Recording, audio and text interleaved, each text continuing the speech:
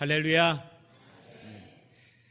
지난 7주간 우리는 요나서 강해를 통해서 하나님께서 요나의 삶 가운데 어떻게 일하시었는가, 또 요나의 삶 가운데 일하시는 하나님의 그 모습을 통해서 우리는 하나님의 그 속성, 하나님의 그 모습, 하나님이 우리를 향하신 하나님 아버지의 마음에 대하여 우리는 함께 묵상을 해보았습니다. 우리가 살아가는 현실은 우리가 생각하는 것만큼 그것보다 훨씬 더 많은 어려움과 위기가 우리의 삶 가운데 있는 것을 보게 됩니다. 어떻게 내게 이런 일들이 일어날 수 있을까라고 하는 반문을 하고 싶은 상황들이 우리 앞에 놓일 때가 참 많죠. 그럼에도 우리는 우리 스스로에게 이야기합니다. 그리고 말씀을 통해서 우리는 묵상할 때마다 우리의 정체성에 대하여서 다시 한번 고민하게 되죠. 그리고 우리는 다시 한번 예수 그리스도 앞에 내가 하나님의 자녀라는, 하나님의 사람이라는, 그리스도인이라는 사실 앞에 우리는 서게 됩니다. 그렇습니다. 우리는 하나님의 사람입니다. 그리스도인입니다. 하나님께 은혜를 입은 믿음의 사람들입니다.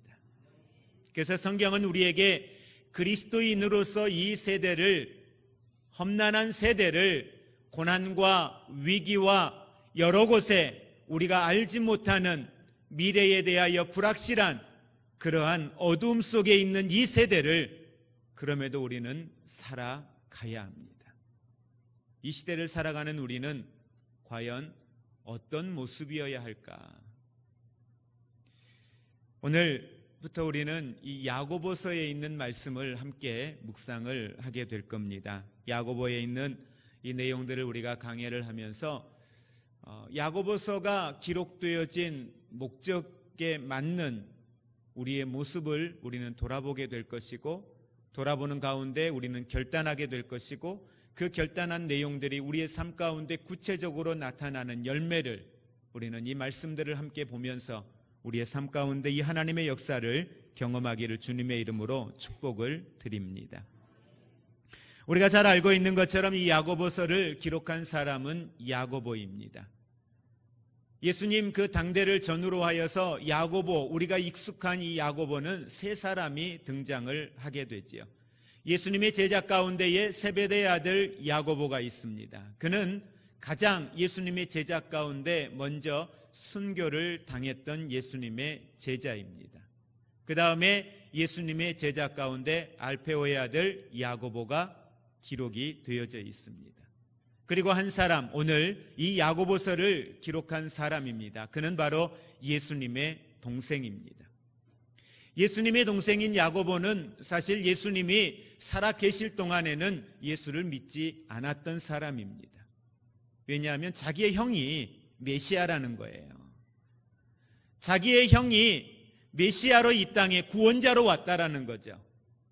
30년이라고 하는 시간을 형과 함께 지내면서 예수님은 평범하게 지극히 인간의 모습으로 그 가정 가운데의 아버지의 아들로, 형의 동생으로, 동생의 형의 모습으로 그렇게 살아왔던 그런 자기의 형입니다. 그런데 그가 어느 날 메시아라고 등장을 하는 거죠. 스스로가 내가 메시아라고 이야기하는 거죠. 야고보는 아마 받아들이기가 쉽지 않았던 것 같습니다. 예수를 믿지 않았어요.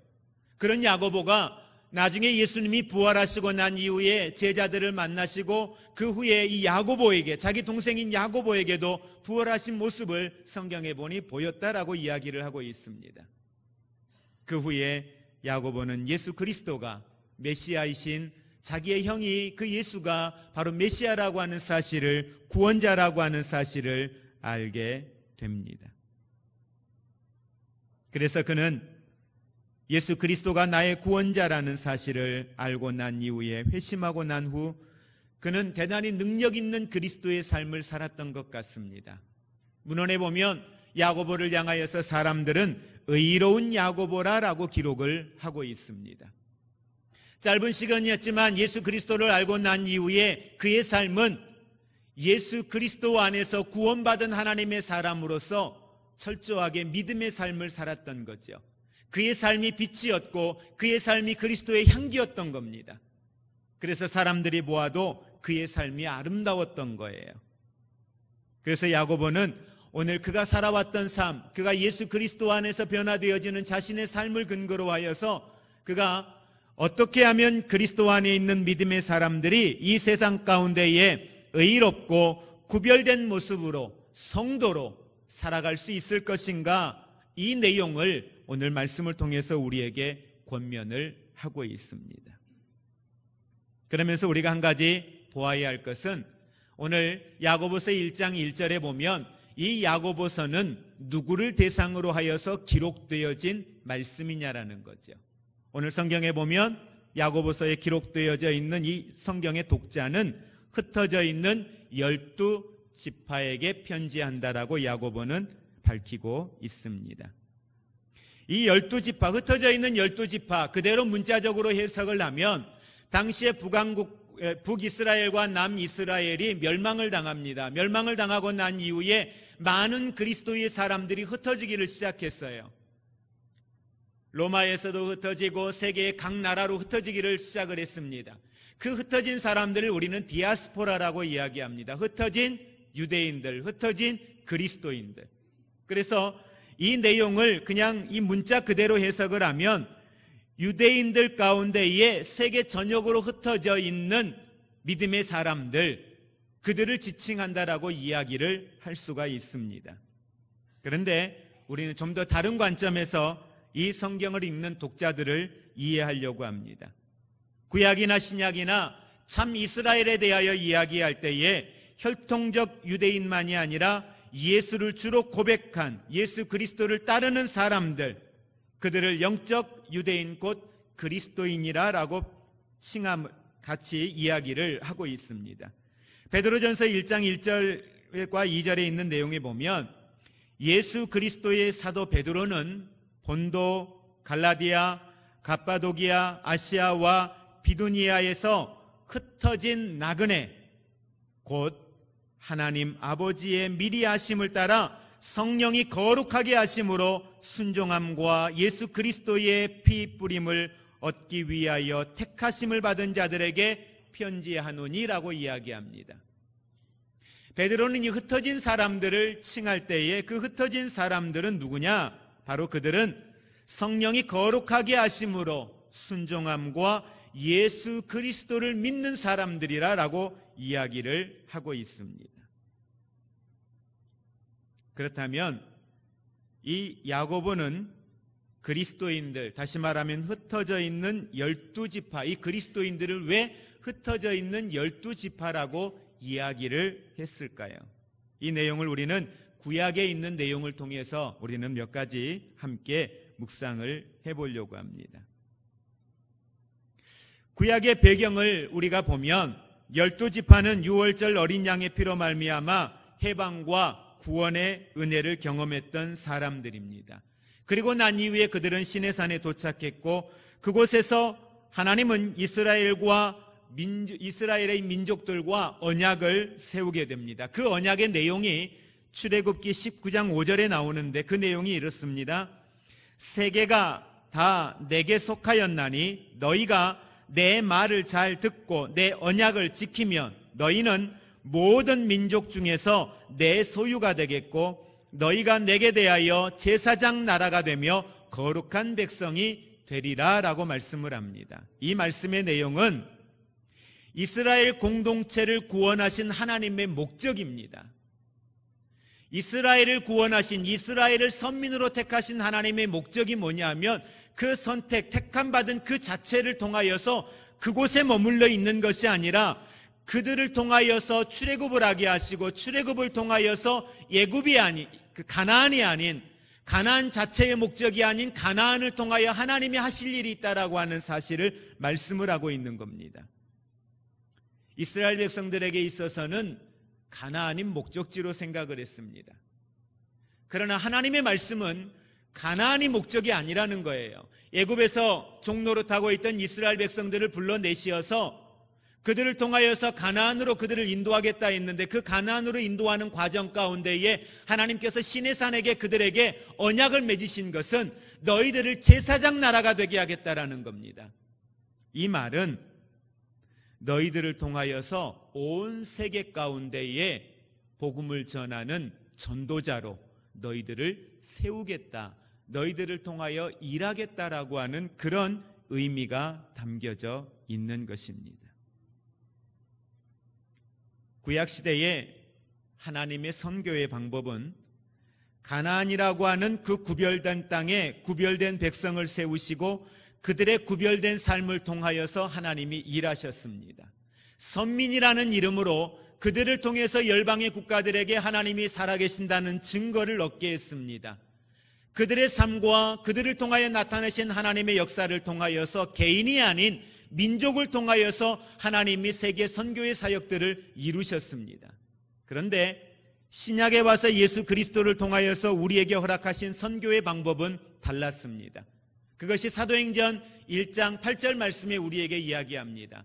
오직 성령이 너희에게 임하시면 너희가 권능을 받고 예루살렘, 유다, 사마리아 땅끝까지 이르러 내 증인이 되라고 말씀합니다. 다시 말하면 구약에는 이스라엘 민족 선민을 통하여 하나님이 민족적 관점에서 일을 하셨다라고 한다면 신약에 와서는 예수 그리스도를 나의 구주로 믿고 고백한 사람, 그리스도인들, 그들을 흩어 세우시어서 그들을 통하여 하나님이 하나님의 복음 사역을 이루신다라고 하는 사실입니다.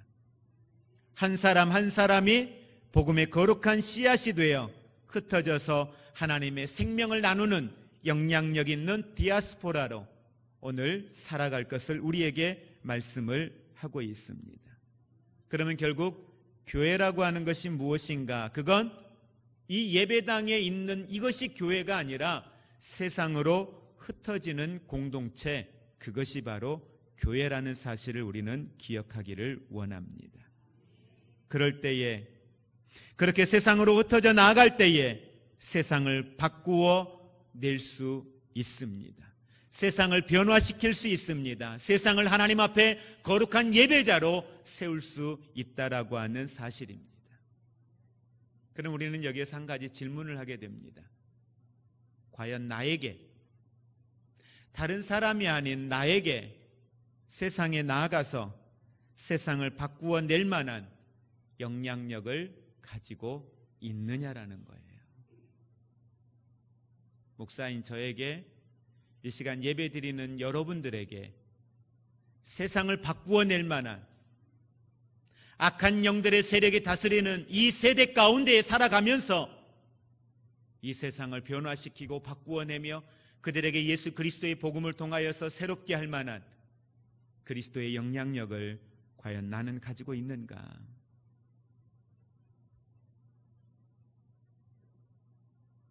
하나님께서 이스라엘 백성들을 가나안에 들여보내시면서 하신 명령이 있습니다. 그 명령이 뭐죠? 그 가나안에 있는 모든 것들을, 모든 족속을 진멸하라고 명령하셨습니다. 왜요? 그 안에는 어떤 것이 있는지 압니다. 그 가나안 땅에 살던 원주민들의 타락과 그들의 문화를 하나님은 아십니다. 모든 것을 멸하여 죽이지 아니하면, 다 멸절시키지 아니하면 너희들의 인생의 마지막이 어떻게 될 것인가를 하나님은 너무도 잘 아셨습니다. 지극히 작은 거라도, 조금이라도 그 죄악된 문화와 그 죄악된 그 세상 가운데에 영향받지 않기를 원했습니다. 그걸 다스리기를 원했습니다. 그러나 이스라엘 백성들은 가나안을 점령하고 그렇게 하지 못했습니다. 세상과 타협했습니다. 그들은 구별된 삶을 살지 못했습니다.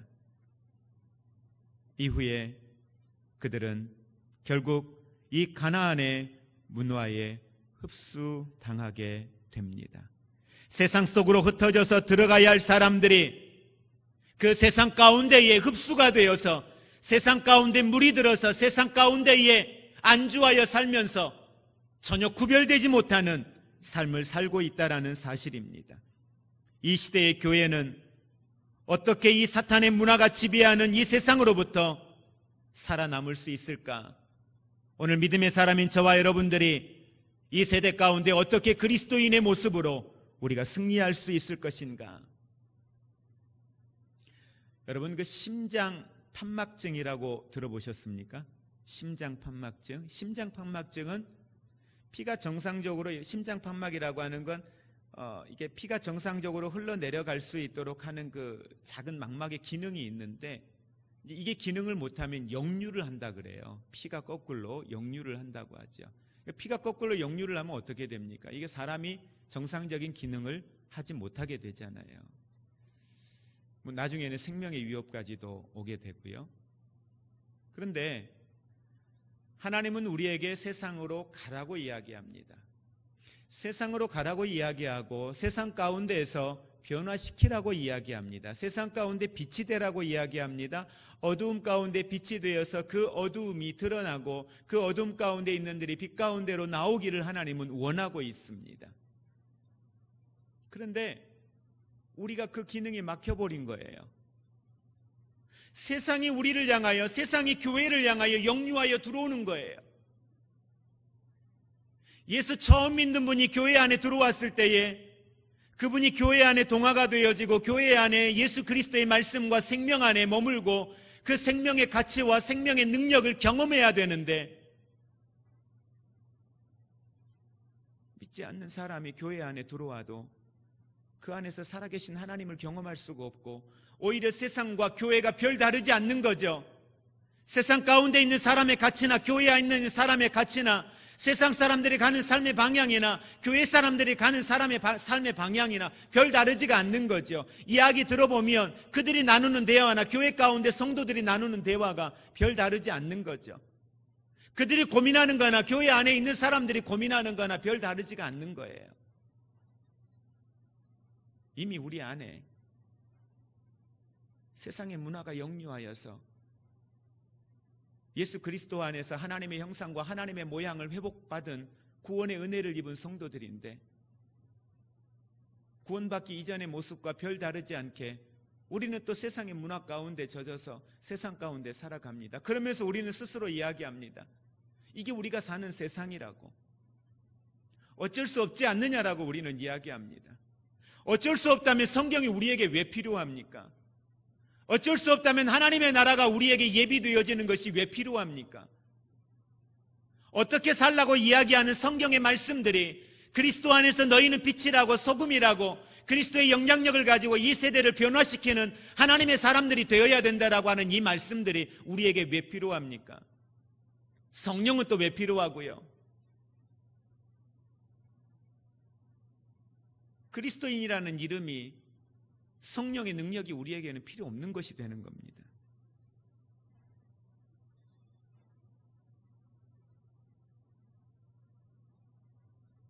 야고보서가 기록되어진 목적이 바로 그겁니다.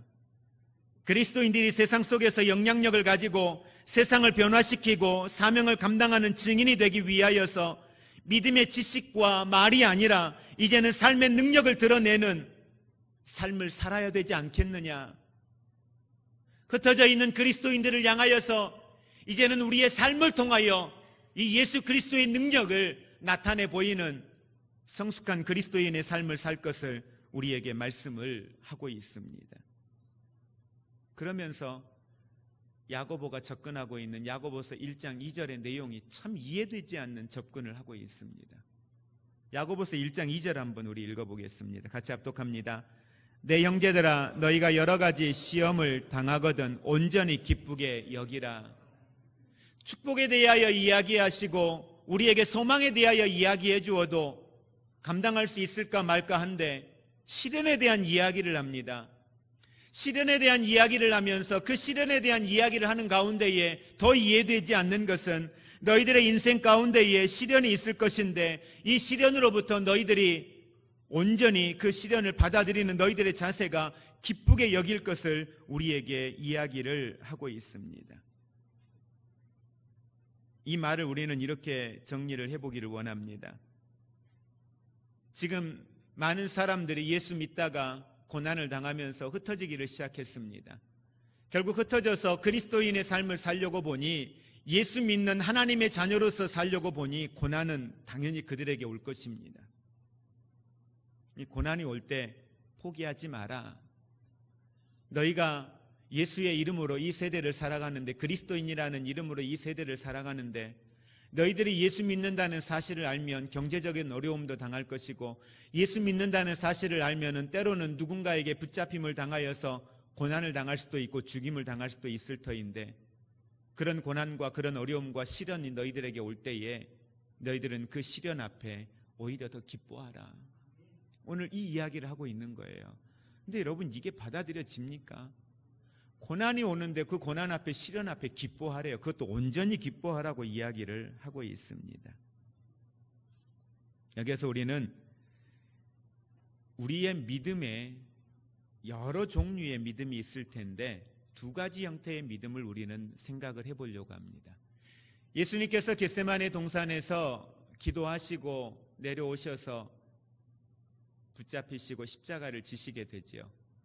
많은 사람들이 있었습니다. 예수님의 십자가를 대신 지고 가는 사람도 있었고, 어떤 이는 조롱하는 사람도 있었고, 어떤 이는 앞에 나서지 못하니 저 뒤에서 보이지 않는 데서 숨어서 예수님 십자가 지고 가는 모습을 보는 사람도 있었습니다. 그런데 성경에서 한 사람을 기록합니다. 바로 그 한 사람은 누구냐?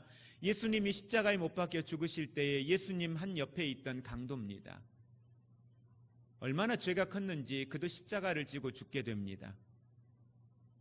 그런데 예수님께서 내가 나와 함께 낙원에 있으리라 라고 그 한 사람의 신앙의 고백을 듣고 예수님께서 그를 축복하시지요. 자, 여러분, 그 사람의 한편 강도의 믿음은 구원받을 만한 믿음은 가지고 있었습니다. 그러나 그의 믿음이 세상을 변화시키는 믿음을 가지고 있지는 못했습니다. 여러분, 잘 구분해서 보셔야 됩니다. 구원받을 만한 믿음은 가지고 있는데 세상에 나아가서 증인으로서, 일꾼으로서 세상을 변화시킬 만한 믿음은 그에게 없었다라는 거예요.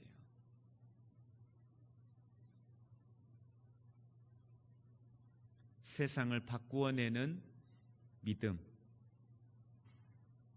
그건 아무에게나 주어진 일은 아닌 것 같습니다. 오늘 우리가 살아가는 우리의 삶을 보면 세상을 바꾸어내는 믿음이 과연 나에게 있는가?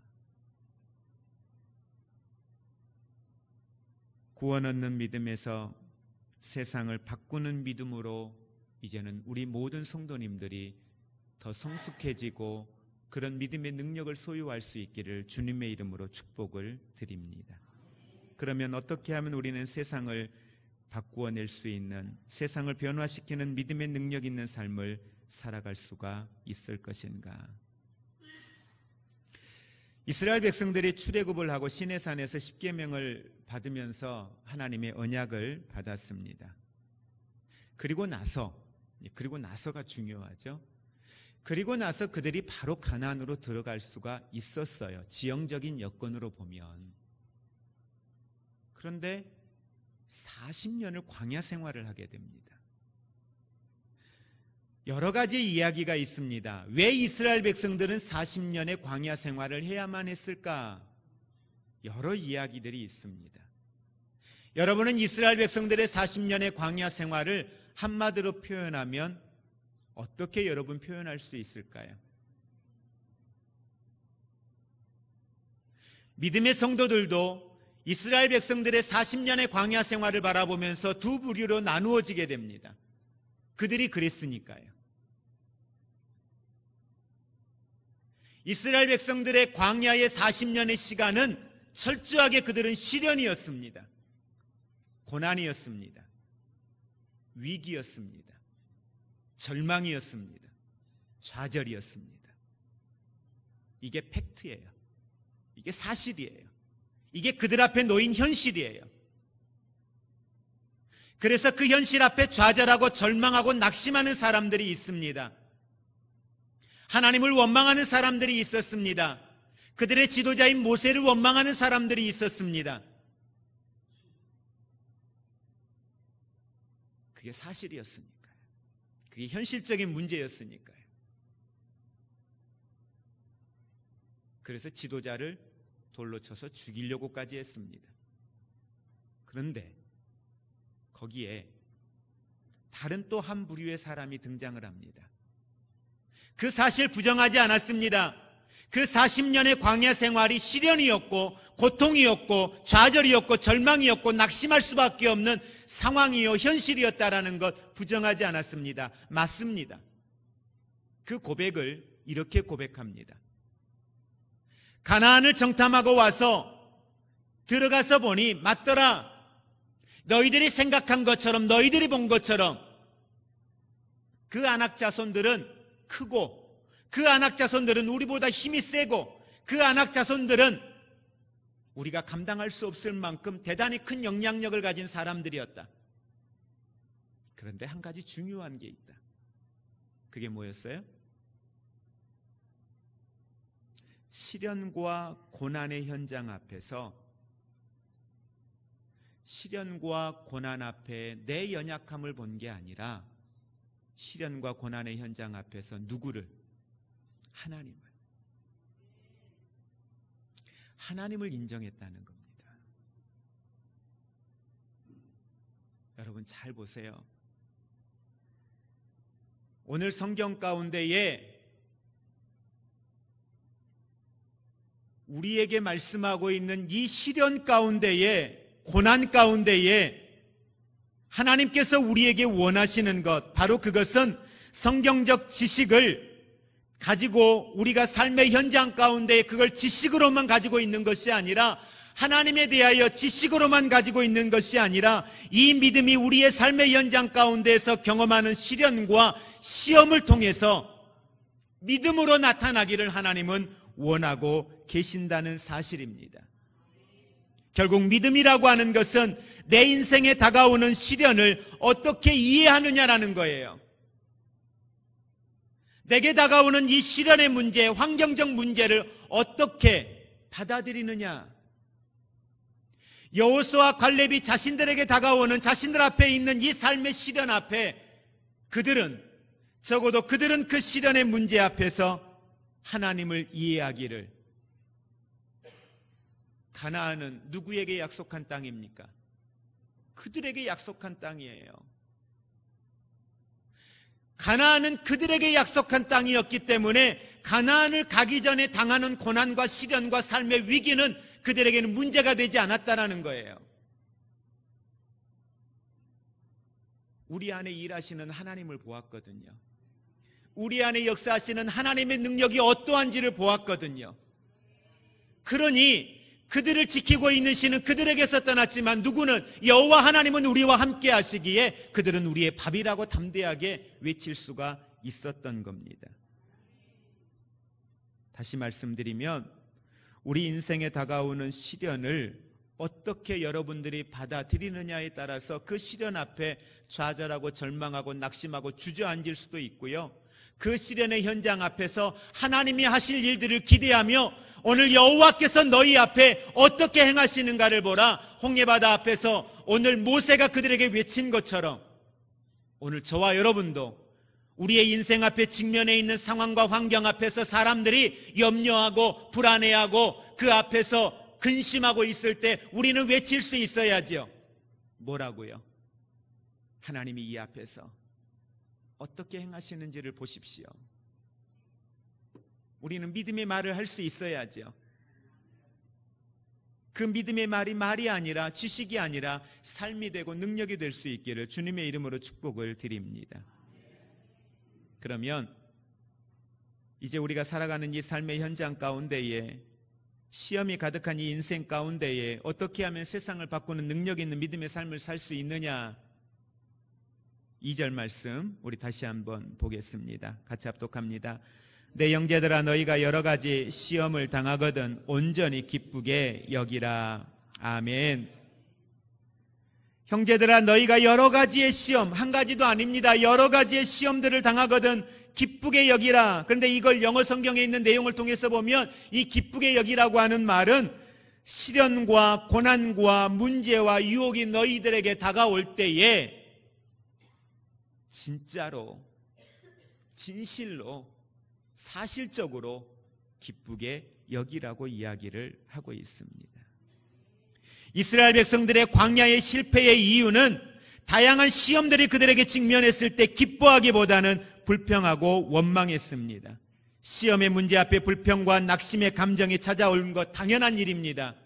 그러나 그걸 우리는 예수 그리스도의 이름으로 물리칠 수 있기를 원합니다.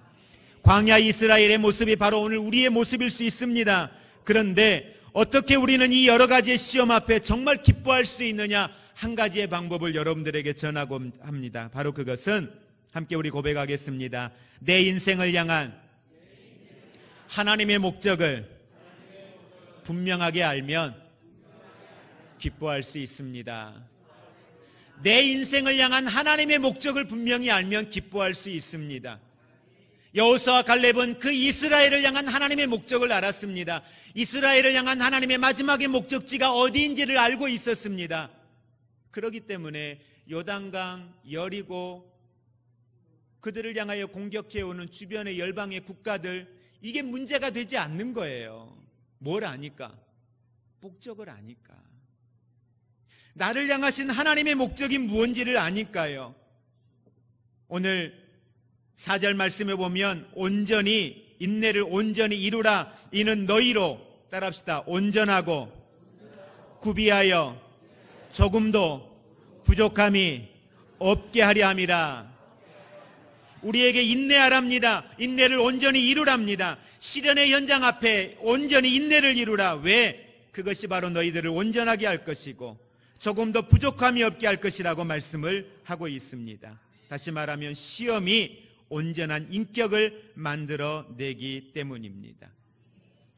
사람들의 삶의 가치는 바로 자신들이 어떠한 삶에다가 소망을 두느냐에 따라서 달라지게 됩니다. 많은 사람들은 성공을 원합니다. 성공이라고 하는 것을 찾아 열심히 달려갑니다. 그런데 우리는 한번 물어보아야 합니다. 창조주이신 하나님 앞에 우리는 물어보아야 합니다. 내 인생을 향한 하나님의 목적이 무엇인지요?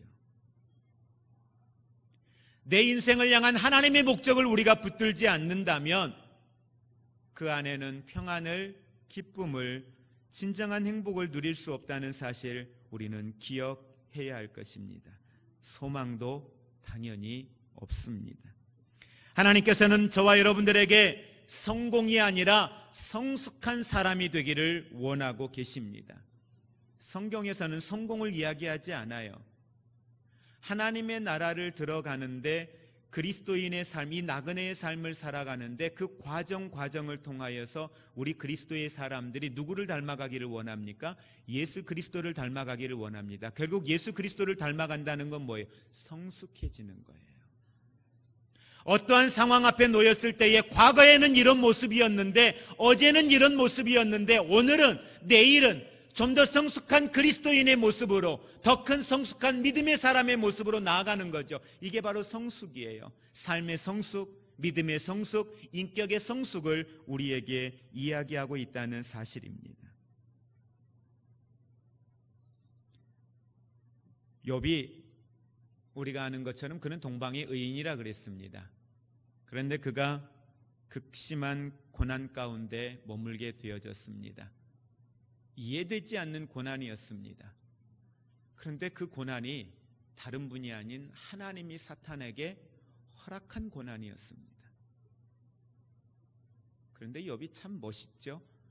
욥의 그 고난의 현장 앞에서 욥의 고백입니다. 나의 가는 길을 오직 그가 아시나니 그가 나를 단련하신 후에는 내가 정금같이 나아가리다. 욥이 꿈꾸었던 인생의 목적은 정금 같은 환경이 아니었습니다. 정금과 같은 편안함이 아니었습니다. 욥이 꿈꾸었던 것은 바로 정금과 같은 인격이었던 거예요. 성숙한 믿음이었던 겁니다. 고난을 통하여 나를 단련하시면 내가 정금과 같은 인격으로 주님 앞에 설 것을 확신했던 거예요. 여러분, 우리가 아는 것처럼 바울이 바로 이와 같은 고백을 하고 있는 거예요. 내가 포기하면, 내가 떠나면, 내가 버리면, 배설물처럼 버리고 나면 내 인생 앞에 이것보다 더 좋은 것이 있을 것이다. 아니에요. 이것보다 더 좋은 물질적 환경이, 이것보다 더 좋은 경제적 환경이, 이것보다 더 좋은 사회적 환경이 내게 만들어질 것이다. 이것 버리니까 하나님이 내게 이것보다 더 좋은 복을 주시겠지. 아니었어요. 환경적 변화와 어떠한 그것들을 요구했던 바울의 모습이 아니었다라는 거예요. 바울이 기대했던 건 다른 거예요. 그의 인격이었어요. 그의 삶이었어요. 그의 믿음이었단 말이에요. 이 10년 가운데에 임하는 하나님의 은혜였지, 눈에 보이는 지위를 버리고 눈에 보이는 물질을 버리고 눈에 보이는 사회적 환경적인 것들을 버리고 나아가는 그 이유가 우리가 생각하는 성공의 개념, 우리가 생각하는 복의 개념에 그러한 것들이 아니었다라는 거예요. 철저하게 하나님의 나라에 하나님이 중심이 되어진 하나님과의 관계 속에서의 누리는 그 하나님의 복을 오늘 바울은 이야기하고 있었다는 사실을 기억하시기를 바랍니다. 여러분, 우리의 삶이 경제적인 문제, 건강의 문제, 여러 가지의 이유들로 힘든 상황들 우리 앞에 있습니다. 사실입니다. 그러나 그 안에서 예수 그리스도를 우리가 조금이라도 더 닮아간다면, 예수 그리스도 안에 좀 더 우리들의 믿음이 성숙해져 간다면 주님 없는 세상의 부유함과 평강을 누리는 것보다 이제는 저와 여러분이 훨씬 더 우리의 인생 가운데 위대한 인생이요 성공적 인생을 살 수 있다는 사실들을 기억하시기를 원합니다. 왜 시험과 시련이 우리를 온전한 인격으로 변화시킬 수 있을까요? 바로 그건 시련을 통과하는 믿음만이 인내라고 하는 인격을 만들어내기 때문입니다. 그래서 3절 말씀에 이는 너희 믿음의 시련이 인내를 만들어내는 줄 알미라 라고 이야기를 하고 있습니다. 믿음의 시련이 인내라고 하는 위대한 성품을 만들어냅니다. 여러분, 이 인내라고 하는 주제 가운데 우리의 삶을 우리는 한번 들여다보기를 원합니다. 로마서 5장 3절에 보면 다만 이뿐 아니라 우리가 환난 중에도 즐거워하나니 이는 환난은 인내를, 인내는 연단을, 연단은 소망을 이루는 줄 알미라. 환난이 인내를 이룬다고 말씀을 하고 있습니다. 베드로전서 1장 6절 이하에 보면 그러므로 너희가 이제 여러 가지의 시험으로 말미암아 잠깐 근신하게 되지 않을 수 없으나 오히려 크게 기뻐하는도다. 너희 믿음의 확실함은 불로 연단하여도 없어질 금보다 더 귀하여서 예수 그리스도께서 나타내실 때에, 함께 고백합니다. 칭찬과 영광과 존귀를 얻게 하려 함이라. 그 어떤 것보다 귀한 것인데 오늘 우리가 경험하는 이 믿음으로 인한 이 인내의 삶은 주님 오신 그날에 칭찬과 영광과 존귀를 얻게 될 것이라고 말씀을 하고 있습니다. 다시 말하면 믿음의 결정적 특징은 인내라고 하는 성품 속에서 발견될 수 있다는 사실을 기억하시기 바랍니다. 그러면 왜 인내가 중요한가를 우리는 잠깐 보기를 원합니다. 믿음과 인내의 관계성이라고 할까요?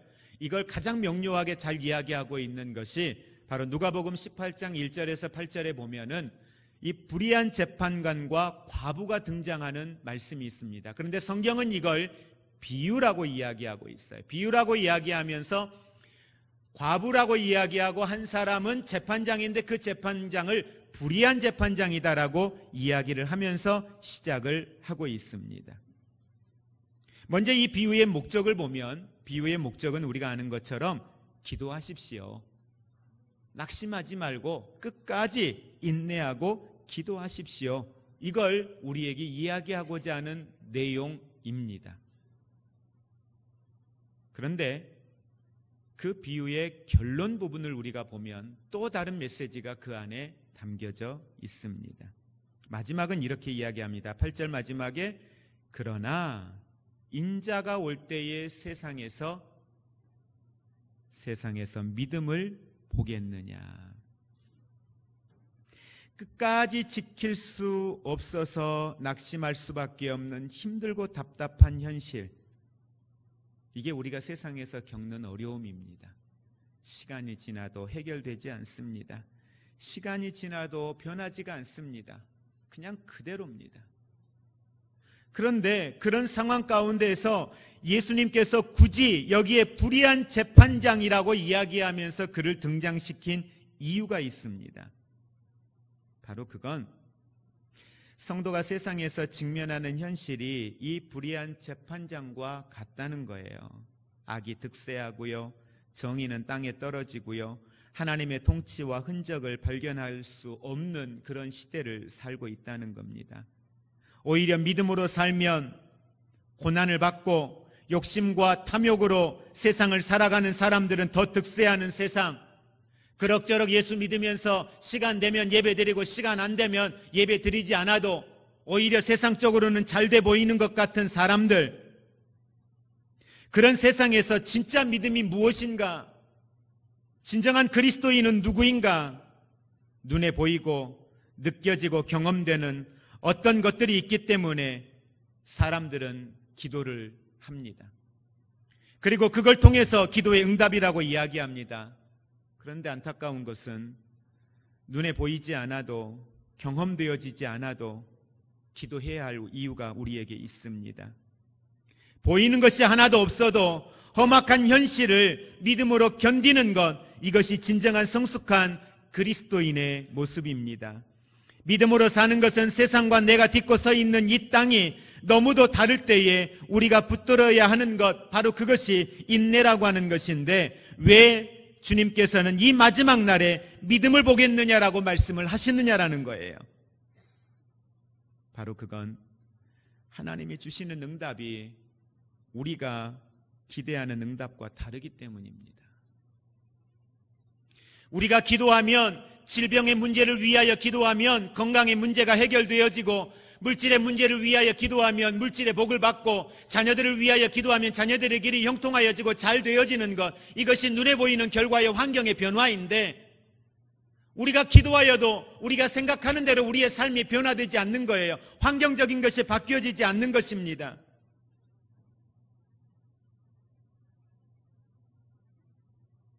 하나님은 오늘 우리가 사는 이 시대 가운데 다니엘과 같은 사람을 우리에게 요구하시고, 다니엘이 가졌던 그 믿음을 우리에게 요구하고 있다라는 생각을 해보게 됩니다.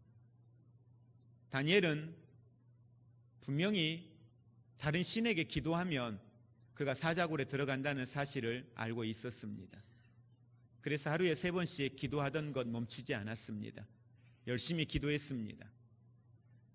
잘은 모르겠습니다. 그런데 다니엘이 기도했던 건 하나님 나 살려주세요라는 기도는 아니었을 거라고 봅니다. 적어도 다니엘은 하나님 앞에 하루에 3번씩 그가 약속한 대로, 작정한 대로 이스라엘을 향하여 열려있는 창문을 열어놓고 하나님 앞에 기도하는 일 쉬지 않았습니다. 끝까지 기도했습니다. 최선을 다해서 기도했습니다. 그런데 다니엘이 그렇게 기도했어도요, 어떤 환경의 변화도 일어나지 않았습니다. 다니엘이 그렇게 하나님 앞에 집중하여 기도했는데 그 조서의 어인이 찍힌 것을 왕이 거두지도 않았습니다. 어떤 변화도 없었습니다. 다니엘의 기도는 어디까지 이어졌습니까? 결국 사자굴에 들어가는 상황까지 이어지게 됩니다. 그런데 다니엘은 기도하는 것을 멈추지 않았습니다. 끝까지 기도했습니다. 포기하지 않고 인내하며 믿음으로 사자굴에 들어가는 자리까지 다니엘은 믿음을 지켰습니다. 결국 이 같은 믿음이 사자의 입을 막았고, 다리오 왕의 권세가 하나님 앞에 무릎을 꿇게 하시는 하나님의 역사로 나타나게 되는 것을 우리는 보게 됩니다. 때로는 하나님 앞에 우리가 기도하면 우리의 눈에 환경적 변화를 통해서 내가 여기 있다, 그래 너가 원하는 건 여기 있다 하면서 주실 때가 있습니다. 환경의 변화, 상황의 변화, 우리의 기도의 제목들이 우리의 눈에 보이는 현실로 나타날 때 있습니다. 그런데 우리가 좀 더 성숙해져 가고 우리의 믿음이 더 성숙해져 가면 우리의 삶의 현장에는 우리가 기도하는 만큼 그것이 우리의 눈앞에 우리의 환경의 변화로 기도의 응답이다라고 말씀하시면서 내가 알 수 있고 깨달을 수 있게끔 응답되어지는 것이 눈에 보이지 않을 때가 있습니다. 적어도 내가 원하는 모습으로요. 그럴 때 여러분 어떻게 여러분 믿음을 지키면서 이 세대 가운데 이겨내실 겁니까? 왜 주님은 이 불의한 재판관에 대하여 이야기하면서 마지막 날에 우리에게서 믿음을 보겠다라고 이야기를 하고 있는 것입니까? 시련 앞에 직면한 우리가 해야 할 일, 시련은 우리의 인격을 철저하게 파괴시킵니다. 그 시련의 시간이 길어지면 우리의 인격을 파괴시킬 뿐만 아니라 우리의 삶을 완전히 망가뜨려 놓습니다. 때로는 그것이 장기화되어지면 우리의 믿음까지도 완전히 망가뜨려 놓습니다. 내가 언제 예수 믿는 사람이었지? 내 이런 기도 하나도 들어주지 않으시는데 내가 하나님을 믿어야 하나? 주변 사람들은 이야기하죠. 너 그렇게 열심히 예수 믿고 그렇게 열심히 신앙생활하던데 너 뭐야 이거? 너 열심히 그거 가지고 기도했잖아. 근데 하나님이 살아계신다면 이럴 수 있어? 사람들은 이야기합니다. 그런데 시련은 우리의 믿음을 단련할 뿐만 아니라 우리의 인격을 완성한다는 사실을 여러분 믿으시기를 바랍니다. 그래서 온전히 그걸 기쁘게 여기라는 것입니다. 그래서 온전히 이 인내를 이루라고 우리에게 이야기를 하고 있습니다. 그렇습니다. 믿음은 단순히 그것을 아는 것이 아니라 나의 것으로 받아들이는 행위입니다. 나의 삶의 진정한 현실로 받아들이는 것입니다. 로마서 6장 11절에 이와 같이 너희도 너희 자신을 죄에 대하여는 죽은 자요 그리스도 예수 안에서 하나님께 대하여는 살아있는 자로 여길지어다. 우리가 경험하는 현실은 무엇입니까? 우리는 여전히 죄에 대하여 죽지 못하고 살아가고 있는 것 같습니다. 여전히 우리는 죄 가운데 있고 범죄하며 넘어집니다. 그런데 바울은 이야기합니다. 예수 그리스도의 십자가의 사건이 진짜 현실로 온 마음으로 받아들이라는 거예요. 이제는 우리 주 예수 그리스도의 은혜와 하나님 아버지의 사랑하심과 성령님의 교통하심이 우리가 살아가는 이 세대 속에 끝까지 주님 바라보며 인내하고 주님 바라보며 하나님의 약속을 의지하고 그 부르심의 소망 가운데에 예수 그리스도의 이름으로 하나님의 말씀이 내 안에 이루어지기를 사모하고 성취하시고 영광 받으실 하나님을 기대하며 오늘도 주 안에서 승리하기를 원하는 사랑하는 모든 성도들과 저들의 가정과 우리의 삶과 사역의 현장들 위에 이제로부터 영원토록 함께 있을지어다. 아멘.